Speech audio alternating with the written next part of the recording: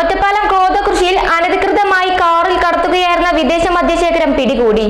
270 കുപ്പികളിലായി 207 litre മദ്യമാണ് പിടികൂടിയത്. കാറിലുണ്ടായിരുന്ന അമ്പലപ്പാറ സ്വദേശികളായ ചെറുമുണ്ടശ്ശേരി കാളിയൻ പറമ്പിൽ വീട്ടിൽ 28-കാരനായ ശരത്, മേലൂർ മൂച്ചിക്കുണ്ടിൽ 37-കാരനായ പ്രകാശൻ എന്നിവരെ പോലീസ് കസ്റ്റഡിയിലെടുത്തു. കോതകുറിശി വാണിയംകുളം റോഡിൽ കുണ്ടടിയിൽ വെച്ചാണ് പോലീസ് വിദേശ മദ്യശേഖരം പിടികൂടുന്നത്. കഞ്ചാവ് കേസിലെ പ്രതിയെ പിടികൂടുന്നതിനായി സുഹൃത്തുക്കളെ കേന്ദ്രീകരിച്ച് നടത്തിയ പോലീസിന്റെ അന്വേഷണമാണ് വൻ മദ്യവേട്ടയിലേക്ക് എത്തിച്ചേർന്നത്. സുഹൃത്തുക്കൾക്കൊപ്പം പ്രതി ഉണ്ടാകുമെന്ന് കരുതിയാണ് പോലീസ് കാർ തടഞ്ഞ് പരിശോധിച്ചത്. അങ്ങനെയാണ് 270 കുപ്പികളിലായി 207 ലിറ്റർ മദ്യം പിടികൂടുന്നത്. തിങ്കളാഴ്ച രാവിലെയായിരുന്നു പോലീസ് പരിശോധന നടത്തിയത്. 1 ലിറ്ററിന്റെ 144 ബോട്ടിലുകളും 1/2 ലിറ്ററിന്റെ 126 ബോട്ടിലുകളുമാണ് കാറിൽ ഉണ്ടായിരുന്നത്. മാഹിയിൽ നിന്നും നാട്ടിലെത്തിച്ച് വിൽപ്പന നടത്തുവാനാണ് മദ്യം കടത്തിയിരുന്നതെന്ന് പിടിയിലായവർ പോലീസിന് മൊഴി നൽകി.